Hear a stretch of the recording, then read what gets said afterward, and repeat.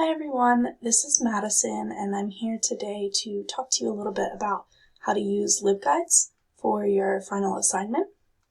So the first thing you're going to do is use that URL that's in your assignment document. It'll take you to this page and you're going to log in using your Drexel email and the password that you set up. Go ahead and do that and go onto my account so you guys can see a little bit what this is going to look like. So this is your LibGuide, your LibApps dashboard, and you should have something here saying LibGuide, so you're going to click on that. And now this is your LibGuide home. So if you've never made a LibGuide before, you're not going to have this option to edit existing guides, you're just going to have the option to create one. I'm going to go in and show you the one that I made previously when I took this course.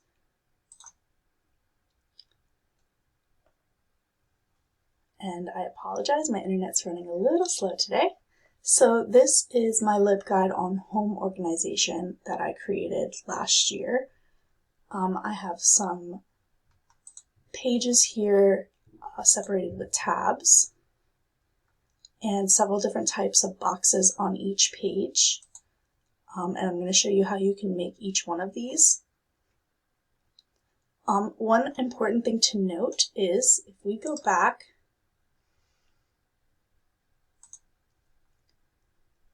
if you go to create a new guide, you can choose to start fresh with a completely blank guide, or you can copy content and layout from an existing guide.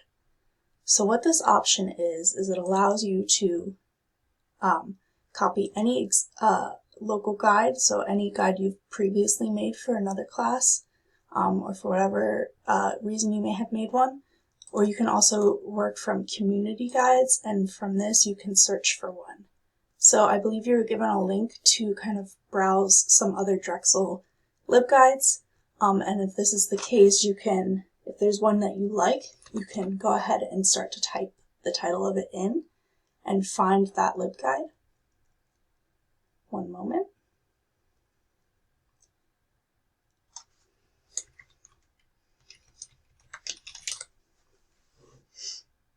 And that should come up here. So this is the one that I had made in the past. I'm going to use this as an example. So you can copy this template. You could change the name of it because it's going to default to copy of home organization. You can add a description of your guide, the type. You're going to you can add a password while you're editing your LibGuide, but I would not use a password after that, or anyone that you give the link to will not be able to enter your LibGuide. And then for this, select community for sharing your guide content so that others can view it. And you're going to hit create guide.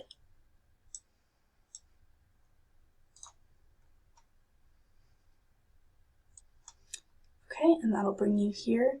Now you have a copy of the guide that I just showed you that you could play around with.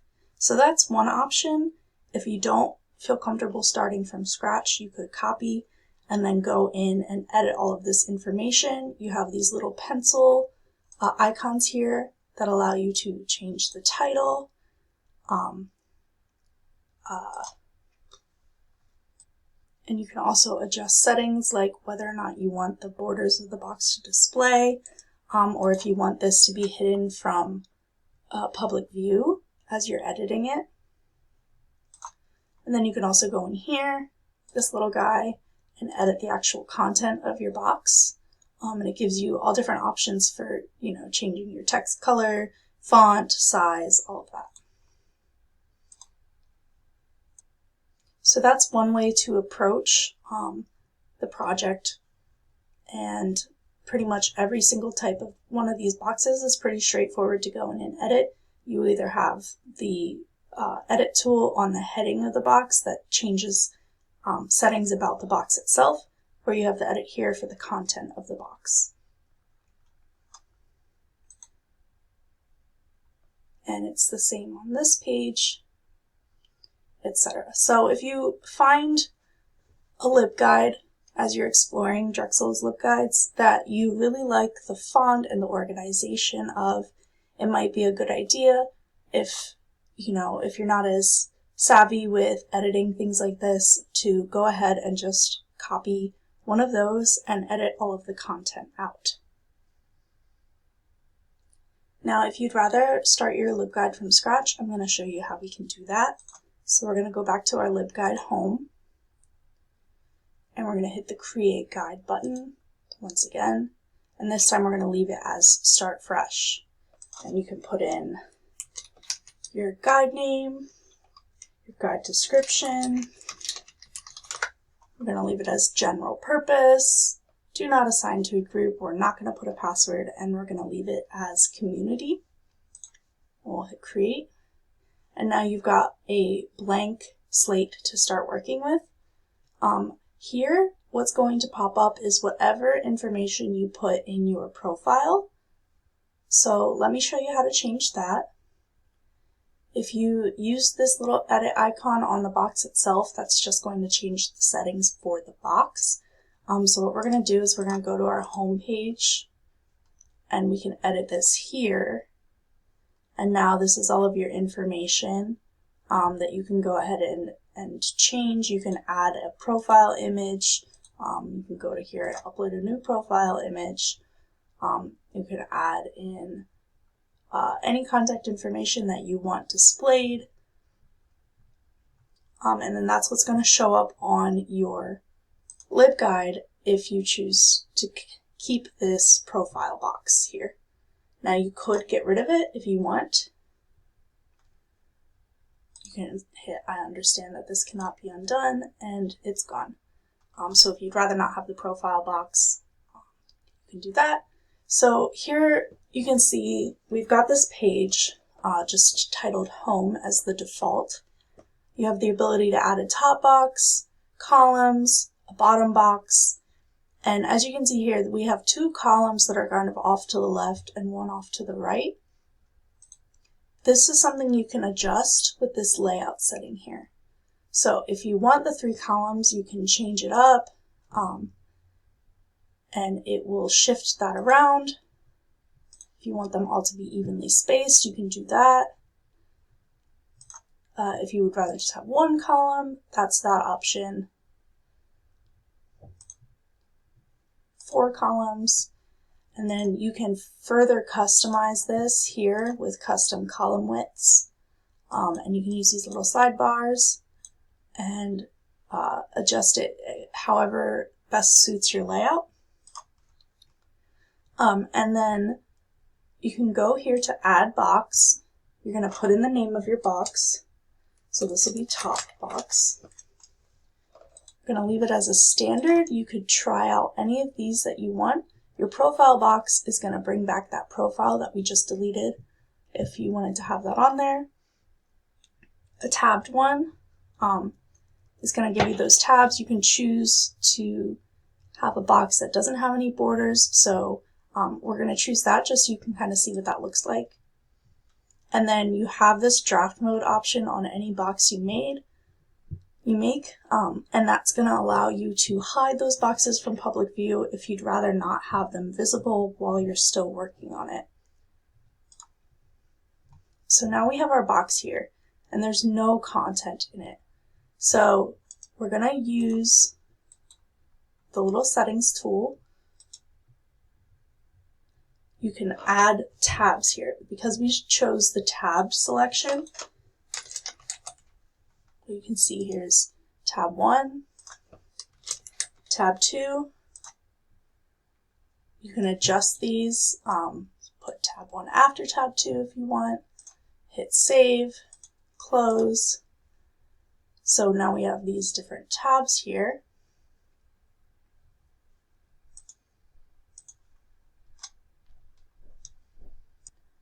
And now here's where you can add your different content. So if you just wanted text, say you want to put an introduction, that's one way to do that. You can add in links, media and widgets, You can add a book from the catalog, and we're going to talk about that then. Basically anything you want here, you can add it to this box, and every box is going to work the same way. So if we go and add another box here, I'll show you what this looks like. Then we'll do a preview. So I'm not going to check the floating box for this one, so you can see what a floating box versus a non-floating box looks like in a second. Add this, and as you can see, they're all the same options for adding content. Now, this is where you can preview this little eyeball icon right here.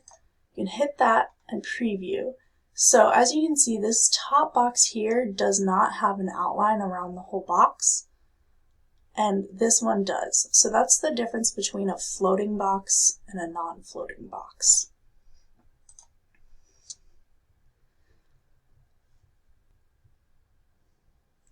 So you can adjust your page URL here as well, and you can add a new page if you want. So for the most part, I'm going to go ahead and assume you're going to just be using a regular page type for this project. You can change your page names. So let's say I want to make this books. So all the material on this page will be books for my project. You can put a description here. Your position, you can either make this a top level page, so just in line with home, or you can make it a sub page. So if you have multiple tabs and you really want to divide it up that way, you can have sub pages. We're just going to keep it a top level page for this. Your profile box, again, this is the box that you can adjust from your LibGuide's homepage. If you would like to have your profile box on a page that is not your home page, you can go ahead and display that. And then again, you have the draft mode. So we're going to save this, create a page.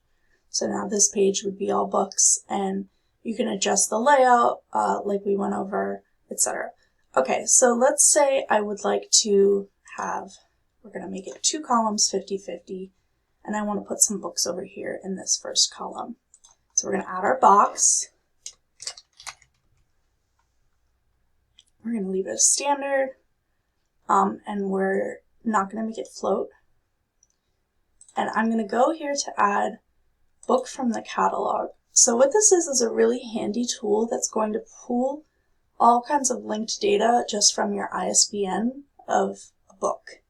So for the most part, most books are going to get pulled from this. You might have a few that if it's a more obscure title, it just might not pull it, and you'd have to fill out all of these fields manually, which is a little bit of a pain, but it happens. But I'm going to go ahead and use an example from my home organization, LibGuide. You just hit Get Book Info. And so what it did is it pulled the title, the author, the pub date.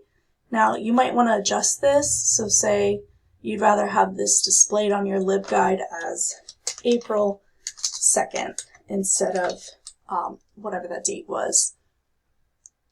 And let's say you want to add a URL here. If you want to adjust the description, this is a good time to, instead of having this summary of the book, to add in your description about how this relates to your LibGuide, why you chose it.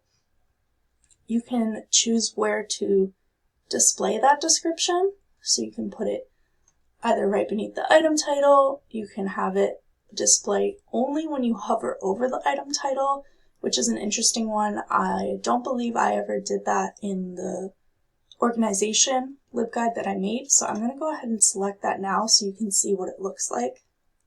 You can also have it just hide the description, or so that if you hover over a little eye icon, it'll show it. And then you can add in an image here if the image that it pulled isn't to your liking. So we're going to go ahead and hit save. And now we have a book listed here. So it has these main pieces of information that we had there. And this is what I mean. Hold on one second. This is what I mean when I say hovering over the title will show the description here. So that's what that looks like. Now if I go over to my home organization LibGuide, I had it to display under the text. So it wasn't a hover over. And then you can see here there's all the other information, authors, ISBNs, pub dates, and you can kind of format that to how you like.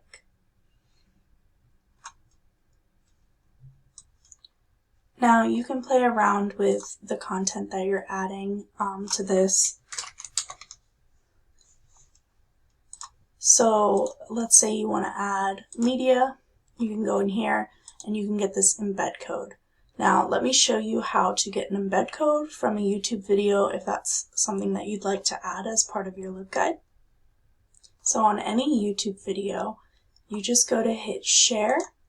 It's going to bring up this menu. You're going to click on embed.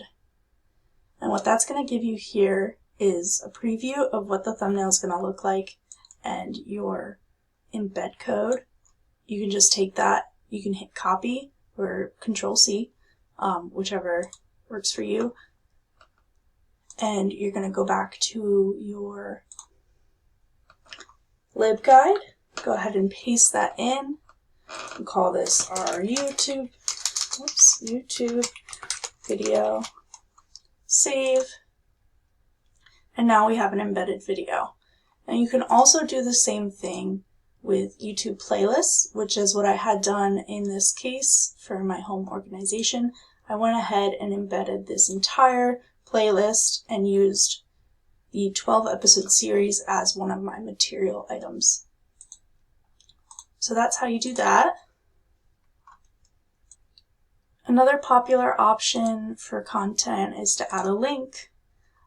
So here you see you can put in a link name, the URL, the description, any other information, and it has the same types of settings here for the description as it did for books from the catalog.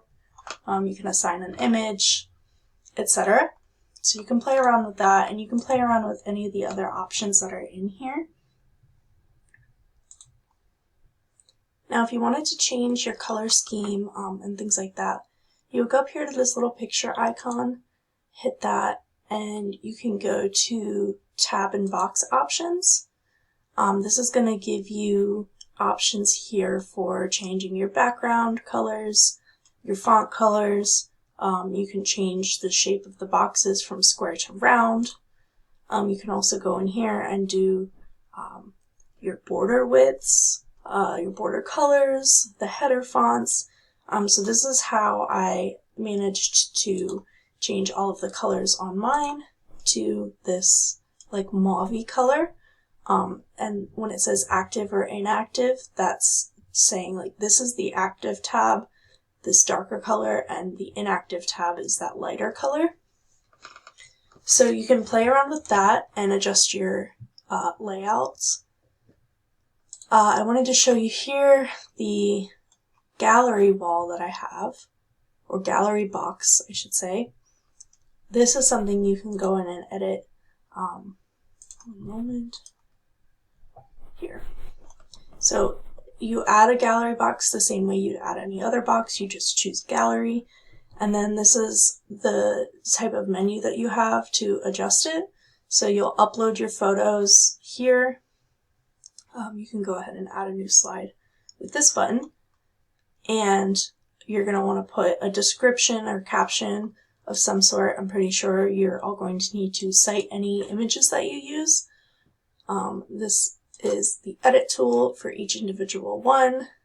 You can format your caption, and then you can have settings here about how many slides are displayed at once, the rate at which they switch, the types of transitions, etc. So that's another cool thing you can do if you want to add just an interesting look to your LibGuide.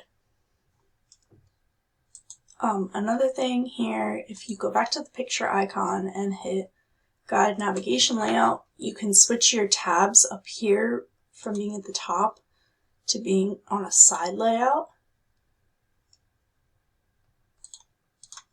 And I'll show you what that looks like. So now you have your navigation over here, and you can switch from page to page. I also checked that you can have each box be displayed on the navigation. So if you wanted like a really detailed navigation pane here, that's one option, is to make it so that each individual box is represented on your navigation as well. There are more options for customization here. If you wanted to make it so that everything was displayed, I apologize, my mouse likes to click the right side a little too often. Anyway, you can display your entire blog on one page if you prefer. You can have these previous and next links, which will show up at the bottom of your blog, to go from page to page if you have multiple pages. If you're savvy with doing custom script, you can do that as well. And let's see, this is the icon you're going to want to use to preview. I use this a lot when I'm editing anything to go back and forth and make sure it looks okay. We can go through this whole LibGuide I made quickly just to kind of do an overview again of all of the options there are. So I had on the home page this gallery box as my first box at the top. Then down here I had my middle section with 2 columns, and I believe this was a 25-75 split. I kept the profile box, so that's here, with a little just HTML text box here with a little description, you know, saying, hello, my name's Madison, I'm the creator of this LibGuide. And then I have a welcome box here that just says what this is about and a little overview of the different tabs. Now I also embedded little hyperlinks into these so that you can click on this and it takes you over to that page. It's certainly not something you need to do, but if you wanted to, that's an option, and I believe that's just within the actual, oopsies.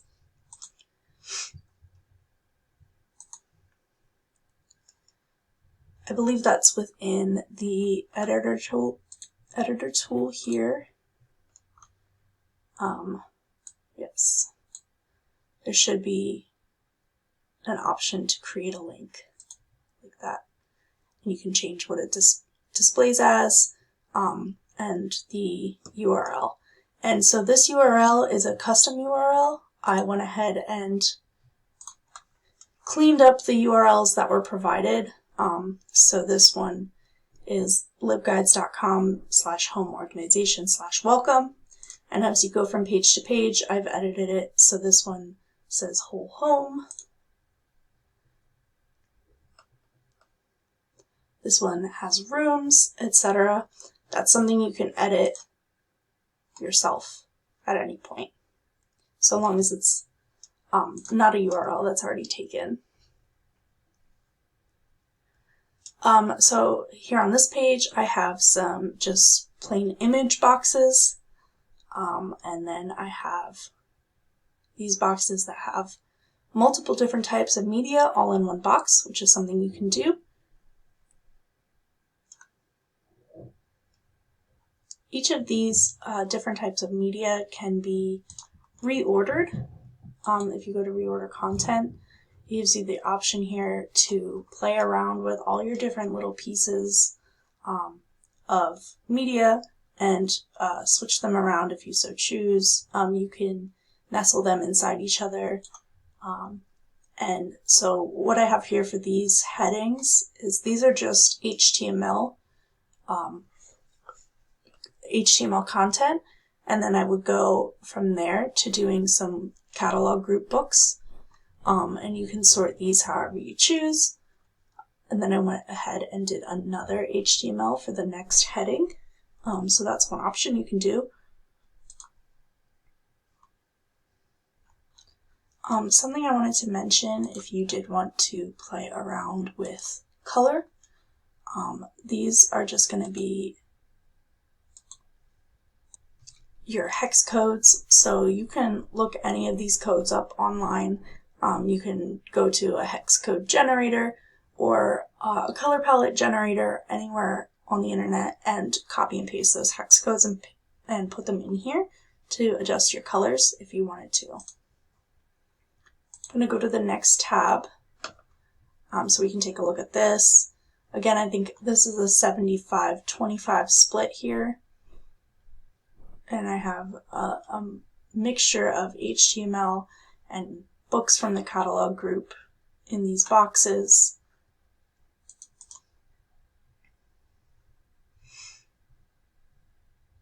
I have media in these as well. These are links, more embedded media.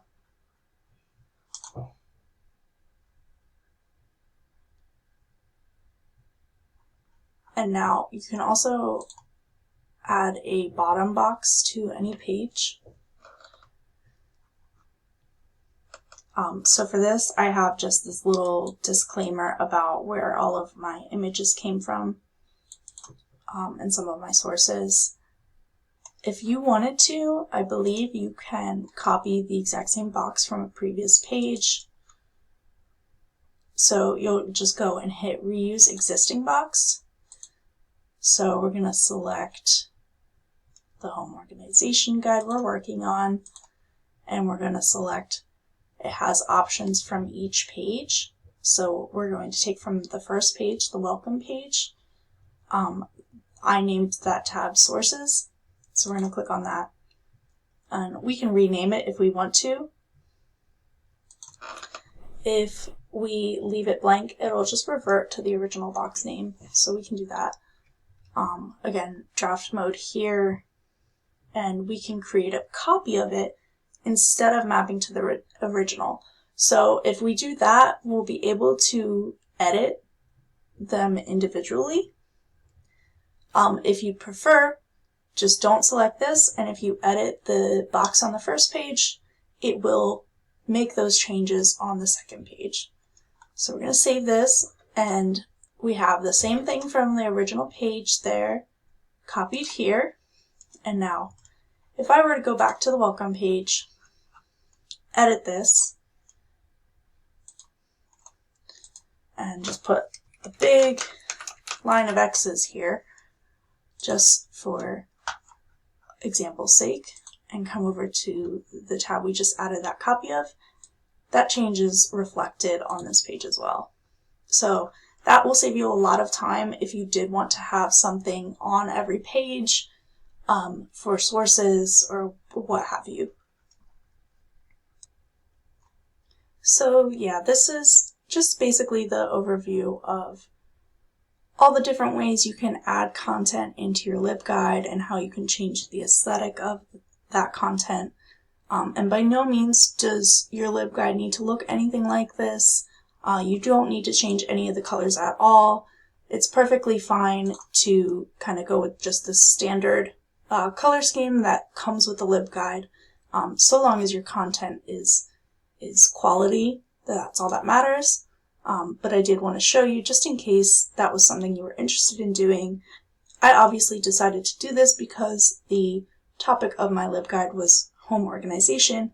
I wanted things to look kind of free of clutter, nice and easy to navigate, organized to kind of, go along with my theme, but 100% that's not necessary at all.